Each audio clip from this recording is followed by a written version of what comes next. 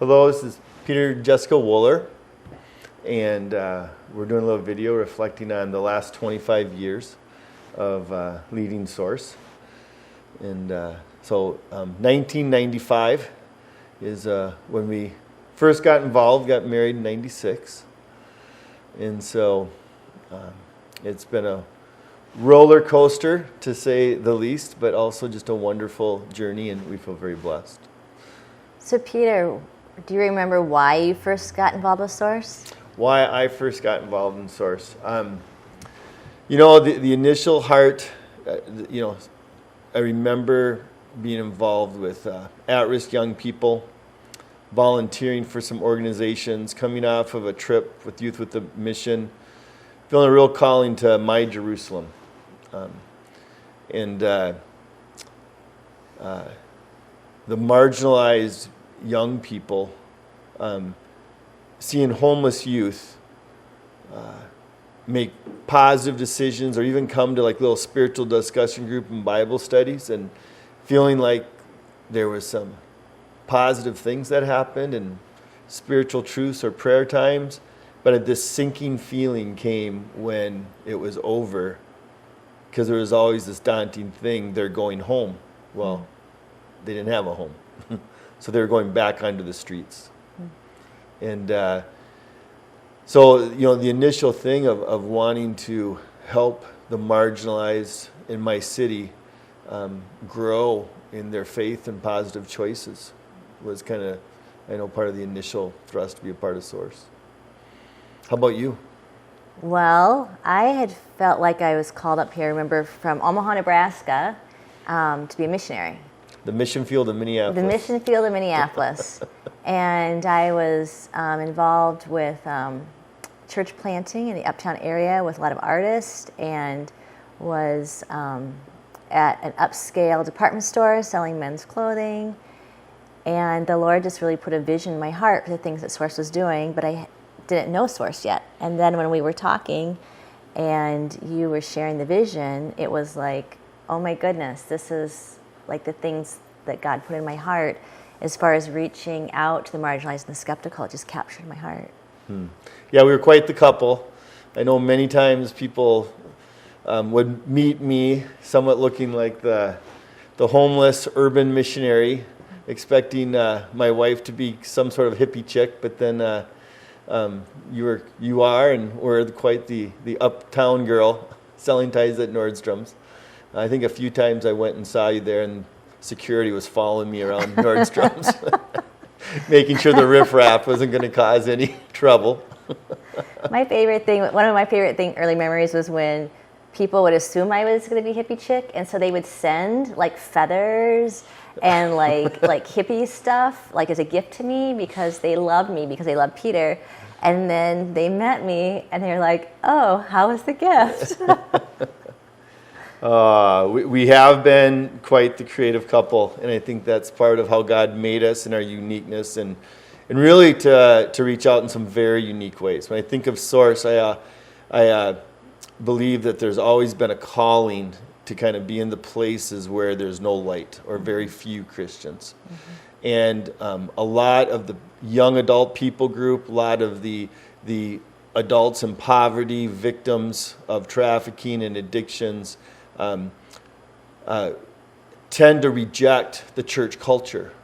And so by being missional and bringing Jesus in new ways, that was palatable, the good news of Jesus being palatable to individuals, is represented not just in the arts and in this place, our urban art center, our community center, the Fallout, but in the different seasons of that we've seen different forms of outreach happen.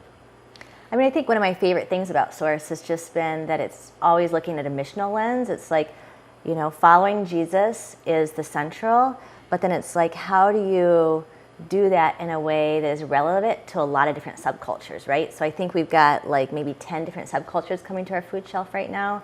And over the years, we've had different skeptical people from different artists, different homeless youth, different countries that are represented. And so it's just fun to partner with God to say, okay, how do you want to pour out your love and forgiveness in this group of people? And how do you want to equip them to reach their own? I mean, I remember first on, you would say, hey, Jess, let's start praying that God shows us who are the alpha wolves. And by that you meant, like, okay, there's these different people in different, like, subcultures, and they're leaders. So we're just going to pray that the Lord just puts them in our lap. And he would just totally plop them in our lap, and we'd love them and just be who we are with hospitality. And they would ask questions, and in their timing, they would meet Christ. And it really was like, this is the greatest thing that's happened to me. So they wanted their friends to know. Yeah. And it's made for some interesting stories over the years, and even precarious situations, as whether it's been skateboarders, or we had a coffee shop early on, or before coffee shops were really around. And again, the Urban Art Center and different art parties, different music venues. I mentioned kind of the rave outreach thing that we did. I think of one of those alpha wolves as being a student over at MCAD. Mm-hmm. And part of what we've done is not just been our own place, but figuring out how do you be a light and go out and impact culture. And I remember one of those interesting stories was this guy invited us to a Halloween party. And so we went, and we're figuring it's going to be, maybe a party with some beer and alcohol and whatnot. But there's a few people that came as biblical characters, Adam and Eve. With no fig leaves. With no fig leaves. We were fully dressed, though. Yes, we were.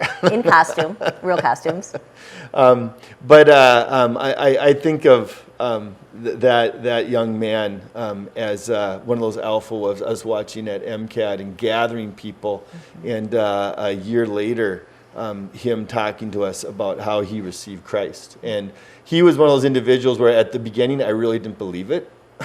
Well, because he landed on our front porch, and we lived across from MCAT at the time, and he was playing a flute or a lyre or something, and I'm doing dishes, and I'm like, oh, there's music, and I go to open my door, and then he says, oh, I came to announce my new, and it was very poetic the way he described it. Yeah. It was beautiful. Oh, he actually spent a summer internship with us.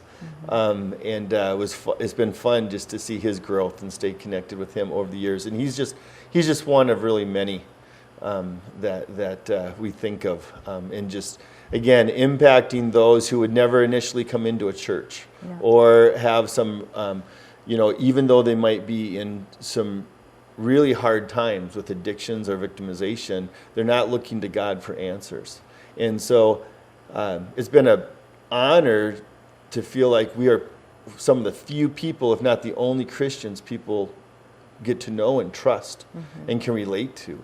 I know one of my favorite stories in the gallery, which is the next room over, is a one young man that I was there one afternoon with a volunteer group. We were painting walls, and he walked in the door, a big kid, about 6'4", and he just rolls his hand and said, "I'm ready now."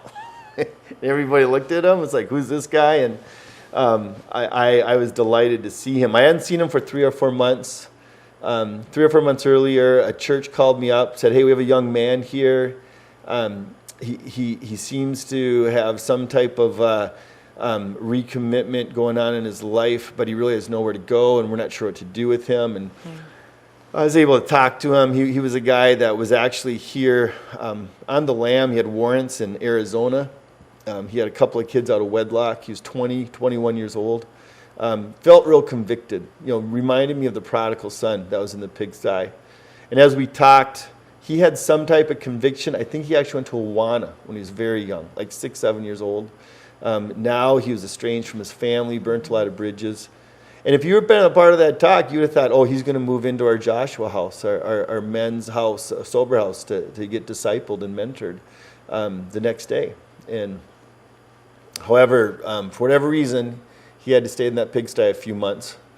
And but when he was ready, he knew where to come. And the other phrase that we hear several times a year, is, "Do you remember me?" Yeah. Sometimes we do, sometimes we don't. But again, I usually remember if there's a story attached. Yes. I don't always remember the name, but if there's a story, or then I'll remember. But the fact that individuals have a place when they're ready for more, or when they're ready to walk with God. You know, if you look at the homeless youth, there's sometimes a romantic season about being on their own, about having power, about the adventure of living on the streets and even traveling around the country. But that gets old after a little while. Many homeless youth have stories of friends who have died, seeing horrific things of abuses. But when they're ready to, whether it's coming closer to God or to be with people that want to give them resources, that's been one of our messages over the years. And to see individuals, again, that aren't, we're the only connection that they have with God or with resources has really been an honor. I mean, I just think of over the years when we've had people over for holidays. I mean, I remember the first time we had a bunch of kids over for Easter. And we had a small place, and I set up these 6-foot tables. I think we squeezed in 4 of them or something, and up against walls and sofas. And then I made these little clay sculptures of a cave with the stone removed and these flowers.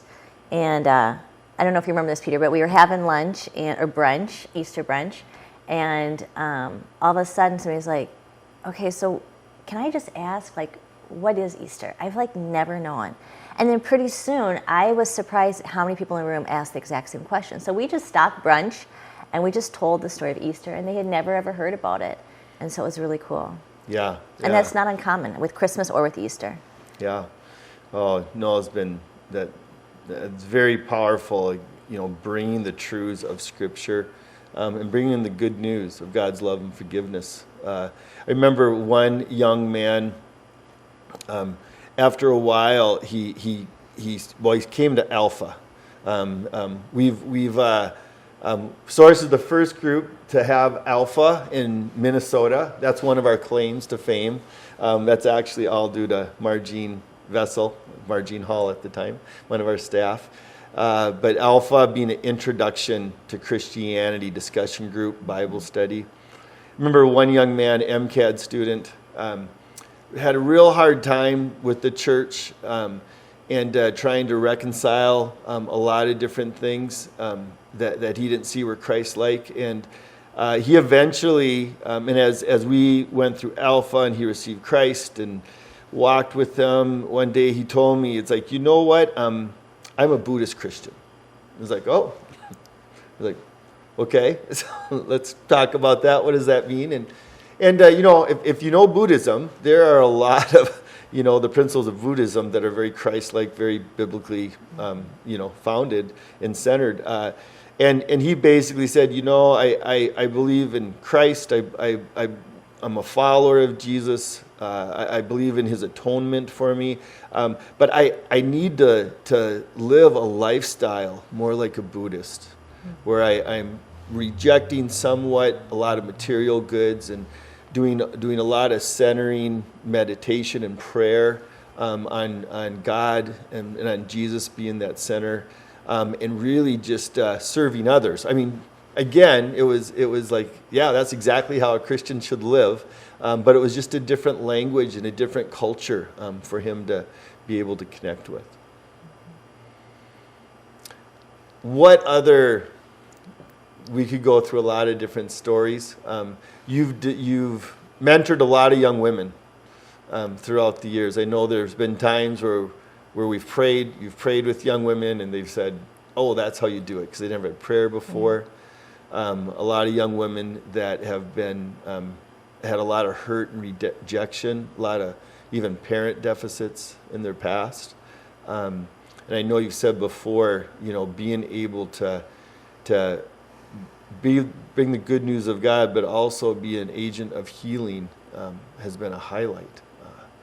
Any thoughts or stories from those seasons? Peter, tell the story. You're reminding me recently of, we were doing this art opening, and I don't remember even the theme. That was, again, being in this building here. We actually got this building in 2001. The first 5 years we had a coffee shop and an outreach house, and we're kind of nomadic, that we were with Source. And then we were fortunate enough to get this place just a couple weeks before we had our first baby, Anna Sky.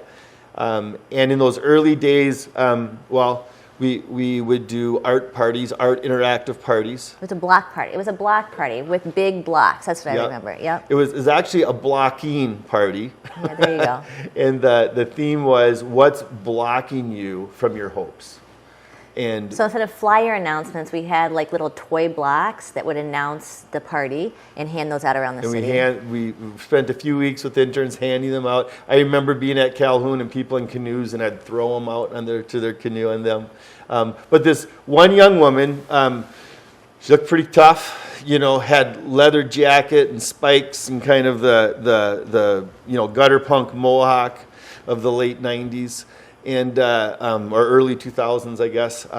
Anyways, she was painting. We had these props, and she was painting on this block, and she just painted ugly and fat in big, bold letters. And I remember, and she was intimidating to talk to, even for any of us. And I remember Jessica walking up to her and just saying, "Ugly, fat, what is that about?" And she looked at Jessica and simply said, "This is what everybody tells me that I am."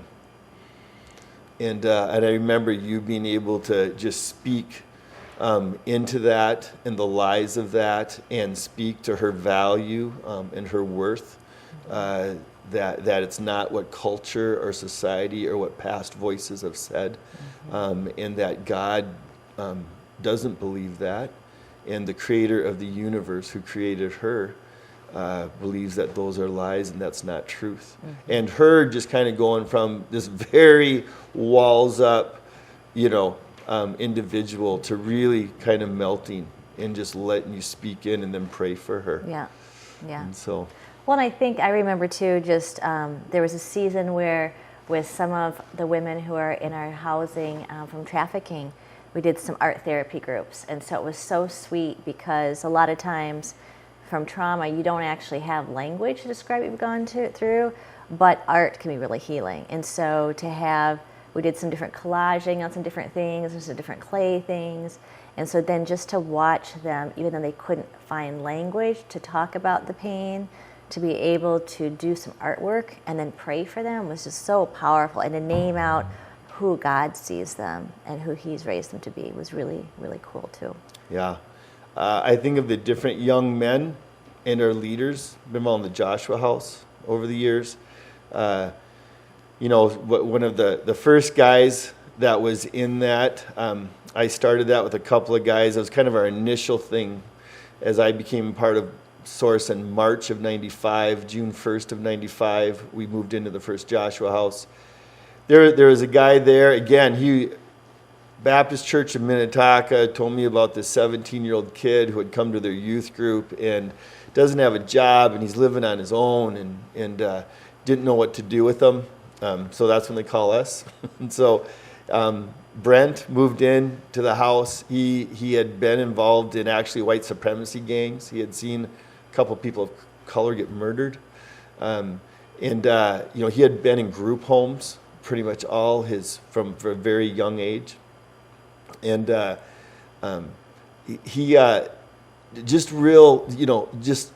was real sincere. One of his first jobs, because he didn't have a job, was to get a job. So he said, "Hey, you have to get out there and you have to get a couple applications every day." Mm-hmm. And he was there, I don't know, I think it was about the second week, and I was talking to him one day, and I was in his room, and there was these pile of papers on his dresser. I was like, "Oh, what are those?" He's like, "Well, those are the applications." And at first, I thought he's kind of being a smart aleck, and I'm just thinking, okay, we're done here. But then I realized he had been told step by step what to do all his life. So he had no critical thinking skills. Mm-hmm. So he was just waiting to know, I got the applications, what do I do next? Mm-hmm. But another neat thing with Brent, I remember, is one day he showed up and, with this big button. And it said, "Filled with the Holy Spirit," like a button from the 70s with like a this dove. Did it have a dove? Like this kind of flowing dove, and he wore it. And again, he was like a gutter punk kid, so I'm kind of thinking he's mocking it, and just my skepticism, and then he started talking about it. He's like, our last Bible study, we talked about how God fills you, like the Holy Spirit fills you. Yeah. And then he walks with you. And the next day I found this on the gutter, and I believe that like God had it there to remind me of that. And he was so jazzed. That. He was just and like so glowing. excited. And I felt just like wow. I mean, that's something that being a Christian for many years, I've just taken for granted. Yeah. And it was such a moment of conviction in my own heart, but also realizing just, wow, God, it encouraged me and it poured out. So I was grateful for like a simple truth that God brought out, in this young man just getting his feet. Well, that reminds me of a story of, I don't know if you remember this gal, but she was a college student, and a friend of hers called us and said, I've got this roommate, and she will not come out of her closet. And so we went over to her apartment or dorm. Her literal closet. Literally, where she keeps her clothes, right? And so we go there and knocking on the door, and making a long story short, basically, this gal was from India, and she had a paradigm of spiritual warfare, which a lot of times in the U.S. we don't really aware of supernatural, but she really was aware of supernatural. And she said that when the plane was landing in the Twin Cities, she just began saying all these images and heard voices, and she felt crazy. And she said, the spirits here are evil, and they're worse than India, and they're screaming, and I don't know what to do. And so I've just stayed in my closet because I feel safe. And so we began to acknowledge and talk about, the supernatural is real, and Jesus is bigger than all of that. And we just very gently led her through this process of talking about how Jesus is greater than all of that. And so she just came to a point where she's like, I don't have anything else to do because I feel like I'm going to commit suicide if I don't decide to follow Jesus. So she decided to follow Jesus that night. And then she just was like, all the voices in her head stopped. All the crazy thoughts stopped. We tracked with her for a couple of years, no more problems. She went on to do a master's program in another state and kept in touch for a while, very successful professionally. And it was all because she decided to follow Jesus, but she was brought here from India to find out about Jesus. Yeah. And I think of discipling individuals and just what we've been able to do. I remember throwing a birthday party for an 18-year-old, and it was his first birthday party. It was a young man who received Christ, and at the age of 18, he was living in a shelter. About a month before Christmas, his first Christmas was on the streets as a Christian, because you have to leave the shelter at 7 a.m. You can't come back till 7 that night. He then, about the next month, connected with us. And at Easter time, he was with one of the families that was connected with us and was over at their house. And they gave him an Easter basket. And at that time, they found out that his family didn't celebrate birthdays or give any birthday presents. That is a very impoverished family. And broken home, and so at 18, and then I think later, a couple months after that, he was having a birthday. So we made a big deal about it, held a birthday party for him. I think of other young men in the Joshua house as well. One of the guys, Rich, who's dear to our heart, he started coming to a youth group in town, and Rich was he was a homeless youth. He was actually living with the guy that started the first kind of pornography bookstore in town. And he turned him in for child pornography. And the police told him, you got 24 hours till this guy gets out. And we went over in our van to get his stuff, and there was just horrid stuff in that house. And especially thinking that this is where this 17-year-old lives. He moved into the Joshua house. One of the great stories about Rich, we were able to celebrate his GED after a season of the Joshua House, he actually moved in with a board member at the time, Yeah. who had twin boys, sons, 7 years old, and so they took like kind of a big chance. But it was amazing how, Rich received all types of ministry, right? Mm-hmm. Just the foundations of understanding teaching, what socially interacting with people, and then Rich was a foster kid and being an infant, and he received incredible ministry from being a part of that family. So even though Rich is like 18, 19 years old, he's seen how this Christian family interacts with their children. And so many of kind of these parent deficits and things he never had, and how families work that were never modeled to him, were modeled to him. And still, Rich is doing great, still staying in touch with him. We just saw him a couple years ago. He stopped by the house. Yep. And so he's when during my cancer journey, he was real concerned, and there was a blessing for him to stay connected, and so so that was also another just incredible story. I think one thing I'm really grateful too. I mean, I think for me, a lot of it has been about following. For me, it's been about following Jesus, and just going where He's leading us, versus like this is a set of rules or program or expectations. It's like just hearing God's voice and obeying Him, and having a container to do that, and then inviting others with. And I think it's been such a blessing that not just doing that with you, Peter, over the years, but also getting to raise our 4 kids doing this, and thinking about when we first moved we lived upstairs from our outreach center.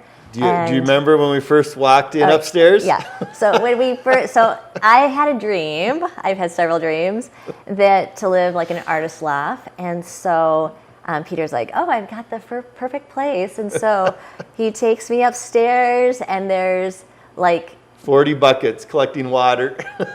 And this frame, and I'm like, I don't know what I was, 6 months pregnant. 5, 6 months pregnant. 5, 6 months pregnant, and I'm thinking beautiful. Child number 1. Yeah, child number 1. I'm in the nesting phase. I'm thinking beauty, and I'm like, I thought I was going to faint. I was like, this is not what I imagined. This is not what Better Homes and Gardens looks like.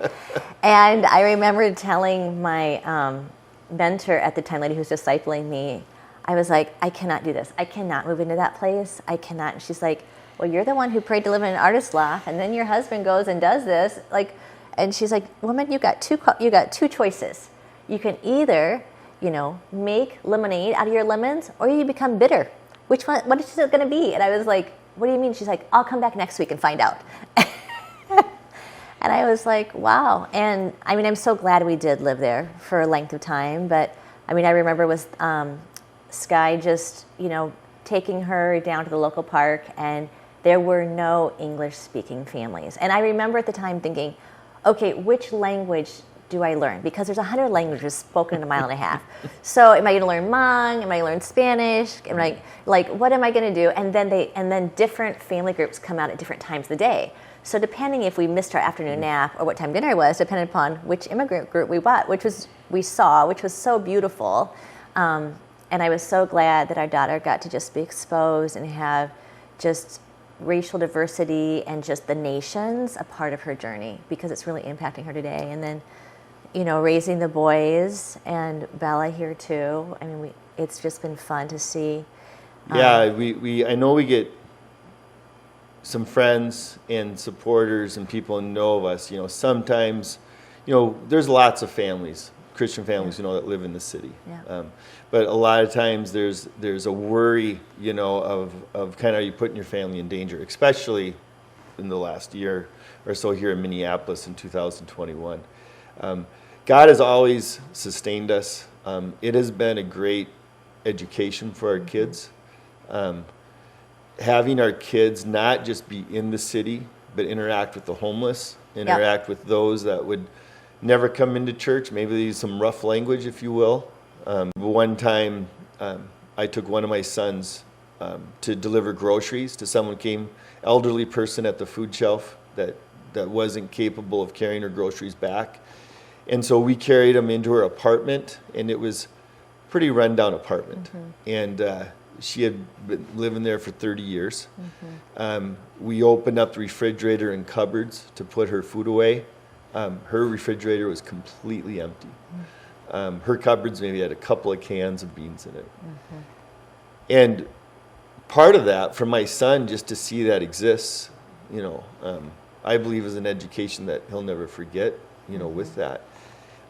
But also, it's been such a blessing. Our kids have ministered to us. Our kids have seeing them minister to other people and their concerns they have inspired me. They have encouraged me. They're passionate that people would know Jesus, but also wanting to help the poor. And as our kids go to be they're teens, and our oldest is 20, and just the decisions that they're making has been a huge blessing.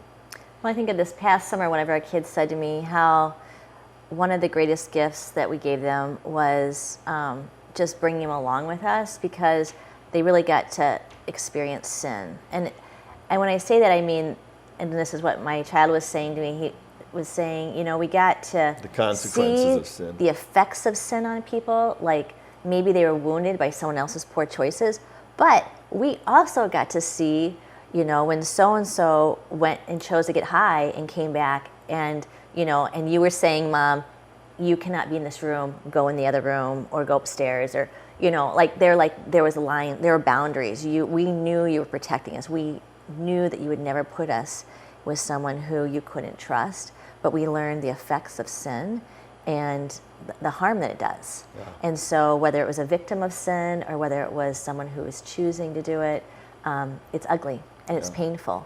And so I think those are just some good lessons that the kids talked about.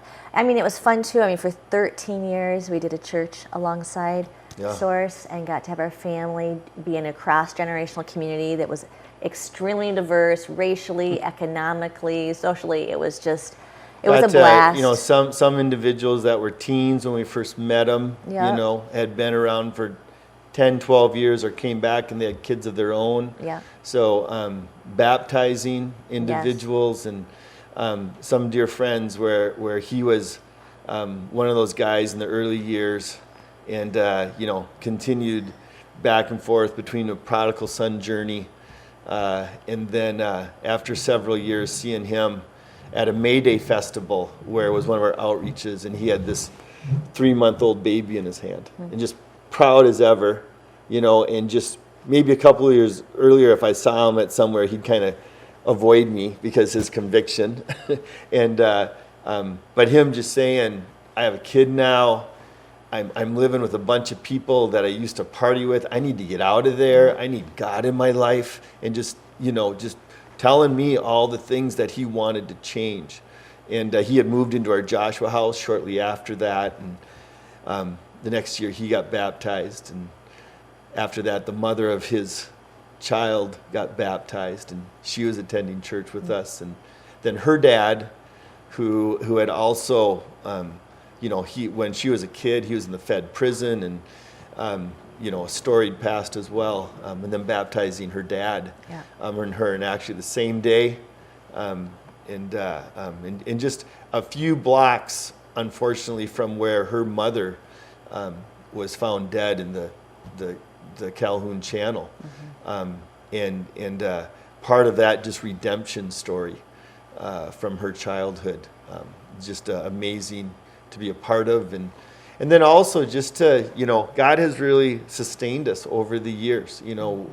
There's been violence and there's been things around us early on. Done to us. We're not going to lie there.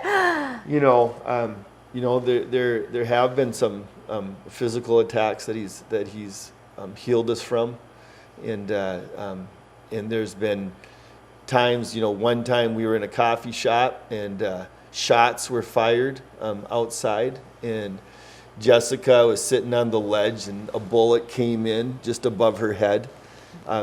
It hit one of our interns in the back, never pierced his skin, never pierced the shirt. He has the spent bullet dropped to the ground. And there have been other times, of just that we've been very close to violent situations, that God has sustained us over the years. And this last year and a half in Minneapolis, like no other time, experiencing very close shootouts and things that are happening right on our block. And but we've always felt that this continued protection of God through that, and also during, it's 2021, during this last year and a half of the unrest in Minneapolis, the epicenter of the riots being in an area that we've ministered to 25 years. It's been such an honor to be a part of this time of rebuilding and restoring Minneapolis. We've never seen fruit like this. We've seen well over 250 people receive Christ in the last 6 months. People coming to us in need, us being able to, give 40, 50 tons of food to close to 1,000 people a month has been just an incredible blessing to do. We've had favor with the city, with the neighborhoods, with the Latino community, with the Somali community, with all these different groups. And part of that is just the longevity of source that God has sustained. It's been an honor to see that, and just to see the fruit of just right here, right now, the impact that source has made.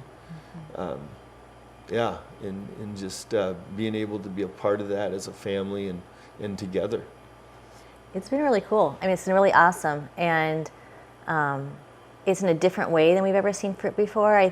I do think, though, going back, though, just different ways that we've seen fruit, and I think there was about a 3-year period where we saw 5 people healed from cancer, including yourself, Mr. Wohler. Yes. And I think about just the number of deliverances we saw for people, or just transformation. I remember one time I was talking with a mom who grew up in the church, and I was having lunch with her, and she sat across from me, and she said, "You really believe in this transformation stuff, don't you?" And I said, "Yeah, because I've seen God heal. I've seen him do miracles. Yeah. I've seen him come through.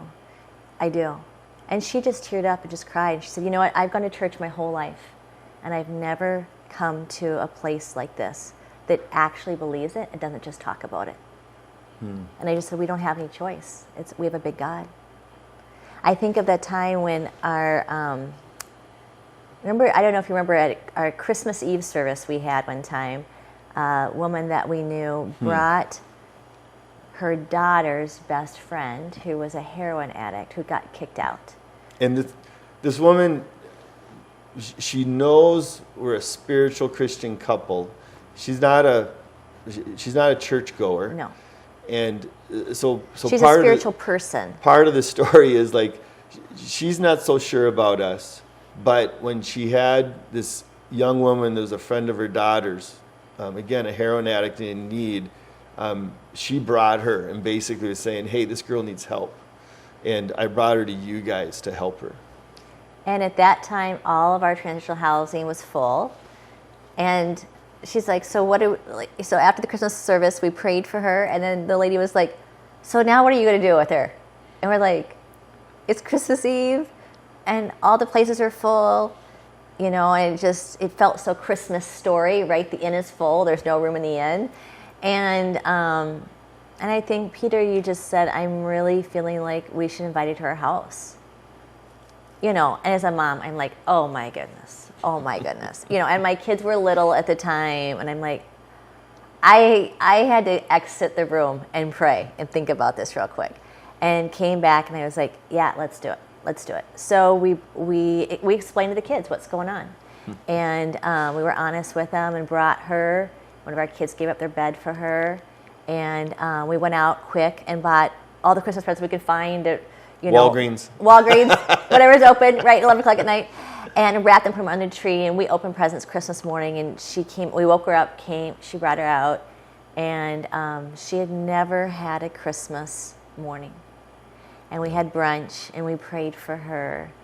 And what we just found out this summer... And this happens on occasion, that sometimes you either have like a moment or see someone for a week or a season, and then you don't. Sometimes you stay in contact with individuals, and it's been wonderful thinking of the individuals who we just stay in contact with that we saw have significant life changes, and then even go into a season of leadership and mentoring others with us, or later get married and come back and invest a lot with us. But this is an individual where it was like, okay, there was like this deposit for a few days, and then we just never saw her again. Yeah. And so go ahead and... Oh, we just found out this summer, it was such good news that the lady who brought her to the Christmas Eve service told us that she was clean moving from that point forward. She never used heroin again. And she's doing really good. She's doing great. She's got a job. She went to school. Like, she's just doing great. And it was like, oh my goodness, like we never heard that story. And that was, I don't know, maybe 4 or 5 years ago. Yeah. Pre-cancer, so. We should wrap this up. So some thoughts of the future. What are your hopes, Jessica Wohler, for the future that you'll see in the next 25 years? I love it that God has worked through Source to make an impact in the city through individuals, one life at a time. And I just want to see it continuing to be faithful. Yeah. Just following the Lord and bringing others along, and then letting God do the work, right? We just partner with Jesus, whatever he's doing. Yeah. And just to see it keep going. Yeah. And, Source, that combination, you hear us talk about hope and opportunity, being able to serve physical needs, as well as speak the truths of God's love and forgiveness. I feel like we get to minister like we saw Jesus minister. Yeah. And it's okay if someone isn't ready to totally commit at the moment, and to treat people with dignity. And respect. And respect is an incredible honor. And through that, though, those seeds that constantly get sown, and then to see the ones that start to germinate, and to see the ones that grow, and just have a desire to follow Christ the best they can, or a passion to have a lifelong, connection and be discipled, give to others. And to see that, from season to season, again, we used to have skateboard ramps at times, and, times different, like doing outreaches in the woods with homeless youth, and that, go to Florida, and all different sorts of creative things, but also just the simple things of helping people with just some food for today. And then being able to ask, this last year, there's been, it's almost been too easy as far as just asking people, how have you been? How did you survive last year? How's it going now? And sometimes those simple questions on our doorstep here, while we're loading up a car, just bring people to tears, because no one has asked them that. And so much of the city is still in post-traumatic stress, right? Yeah. And just yesterday I got to pray for someone for cancer, someone whose husband died within a year, an individual who's struggling as a parent. And so just to be able to bless people, but also be able to ask the God of the universe to come and touch them, and to see God work. And it's you mentioned, my cancer journey, our cancer journey, as we're very much, obviously, our family's a part of that. My traumatic brain injury. Your traumatic brain injury, Yeah. That all happened within the same year. But and people used to say, keep battling. And part of me would say, man, I wish I could battle cancer. Because I just felt like it was something that happened to me. And if I could somehow storm a hill or grab a sword and fight something, I wanted to. But, it just so much happened to me. And I just felt I was at the mercy of cancer for a season. But then God's healing, we were in that season of praying for a miracle while planning a funeral. As they said, we just really had weeks to live. Which I really was planning a funeral. Yeah, we were doing videos for Anna's wedding and just stuff like that. But God's mercy of just healing, I couldn't do anything for that healing. And the supernatural fruit that we're seeing in people, You know, over the last 25 years, you know, there were times when, you know, it was like to go kind of do a radical thing and to storm the hills and be on the front lines, you know, was a season that God had put us in. But I think if I were to say one thing that I've learned the last 24 weeks is truly where we are weak, he is strong. And the cancer came right when we were about to be named the Victim Resource Coordinators for the Super Bowl, kind of our biggest spotlight we've ever had. And that whole fall, we were going to do so many things, and our team did incredible things, and we still were. But guess what? I was at the Mayo Clinic, and I was home in bed. And all I could do was really pray during that season. And just even now, what we're seeing happen is it's not because that we've initiated. I mean, I'm proud of the programs we're doing, and we're doing like 20-fold what we did just 2 years ago. And just at a point, I'm not even sure how we can sustain it for the next year. But the point is just seeing God being sustaining that, and God having the fruit that's happening. And finally... But I think it's really been about us too, Peter, just keeping our eyes on Jesus. Yeah. I mean, right? You don't set out to do bodybuildings or to do a circus tent and give away 1 million pounds of food. Like, you don't set out to do that. Jesus just says, you know, Peter, Jess, or one of our staff, you know, follow me. Do this one little thing. And one little thing, he multiplies and he grows. And we're just staying connected to the vine. Yeah. And I think with that too, God has allowed Source to be somewhat nimble and flexible, meaning we've changed over the years. You know, we don't do raves anymore, thank God. We don't have a skate ramp anymore. But we were at a position of being able to have this incredible response to the city and the food crisis. Part of that, right, God had told us, hey, do this food shelf bigger. And we had started planning for a year and then building projects to fundraise to get to that point. We thought we were going to do a food shelf this big. Ends up being this big. Which if you would have known, you probably would never have done it. Right. No, if they would have said it's going to be this big, I would have said, no, we can't do that. Yeah, that's too much. Yeah, but God just gave you this much because he knew that's all you could, you know, mustard seed of faith. And then that thing about just continuing to be faithful, I believe it has been a big part of what we've been able to do. Yeah. And also don't want to finish this without just saying how thankful we are to so many people who have been with us for 25 years, with us for a couple of decades, 10 years, with us for this last year. And we've been able to do, and what we're able to do vocationally with Source, but to be pastors to a city, to ministers to those who have no minister, because of our faithful partners. A lot of individuals that understand what we do, a lot of individuals that don't understand what we do, but trust us. And so a lot of people that, again, are part of the body of Christ, a lot of individuals that want to see good things happen. And that is truly something we are grateful for. And just we could not have done this without you. We could not have done this with the many staff, volunteers, other community leaders in our city, other pastors around the country, people that have built into us. Well, and I think, too, of Dave and Donna, the Yes. founders of Source. I mean, Peter and I just would not even be sitting here if it hadn't been for them and all they poured into us and believed in us and prayed and taught us about how to follow the Holy Spirit and laid down their lives for us. And so thank you. Yeah. And just to honor Dave and Donna, and Dave got to be with the Lord this last year.